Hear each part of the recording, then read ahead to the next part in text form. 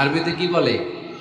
লিবাস। আল্লাহ বলেছেন, ও নারীরা তোমরা পুরুষদের জন্য পোশাক, আর ও পুরুষেরা তোমরা নারীদের জন্য পোশাক। পড়েন সুবহানাল্লাহ। পোশাকের বেসিকলি তিনটা কাজ। কয়টা? কেউ কথা কয় না, আরো জোরে বলেন কয়টা? এখন আওয়াজ আসলো থেকে? আওয়াজ করে উত্তর দিবেন, চিল্লায় বলেন পোশাকের কাজ কয়টা? এভাবে শেষ পর্যন্ত খোঁচায় যেন সাউন্ড বের করা না লাগে, স্বপ্রণোদিত ভাবে উত্তর করবেন, ক্লাসের মতো হোক।